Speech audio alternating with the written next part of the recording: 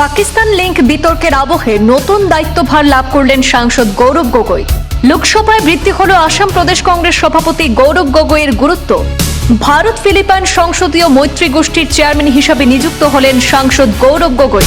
লোকসভার অধ্যক্ষ ওম বিড়লা সাংসদ গৌরব গগৈকে ভারত ফিলিপাইন সংসদীয় মৈত্রী গোষ্ঠীর চেয়ারম্যান হিসেবে নিযুক্ত করেছেন। পাকিস্তান লিঙ্ক বিতর্কের মাঝে বড় দায়িত্বে সাংসদ গৌরব গগৈ।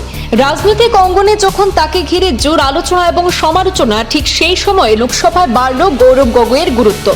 সংসদীয় কূটনীতির এক গুরুত্বপূর্ণ অধ্যায়ে নতুন ভূমিকা পেলেন আসাম প্রদেশ কংগ্রেস সভাপতি তথা সাংসদ গৌরব গগৈ। লোকসভার অধ্যক্ষ ওম বিড়লা তাকে ভারত ফিলিপাইন সংসদীয় মৈত্রী গোষ্ঠীর চেয়ারম্যান হিসেবে নিযুক্ত করেছেন। 18তম লোকসভার মেয়াদের জন্য সংসদীয় কূটনীতি এবং দ্বিপাক্ষিক সম্পর্ক জোরদার করতে স্পিকার ওম বিড়লা মোট 64টি দেশের জন্য সংসদীয় মৈত্রী গোষ্ঠী গঠন করেছেন।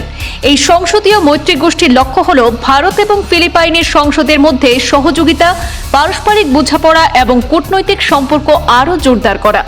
ভারত ফিলিপাইন সংসদীয় গোষ্ঠীর অর্থাৎ মৈত্রী গোষ্ঠী মোট 11 জন সদস্য নিয়ে গঠিত, যার মধ্যে লোকসভা এবং রাজ্যসভা উভয় কক্ষের প্রতিনিধিরা রয়েছেন।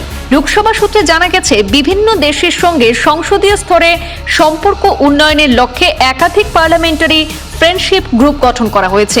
এইসব গোষ্ঠীর মাধ্যমে দুই দেশের সাংসদরা বাণিজ্য, শিক্ষা ও সংস্কৃতি, প্রতিরক্ষা এবং কৌশলগত বিষয় নিয়ে মত বিনিময়ের সুযোগ পাবেন।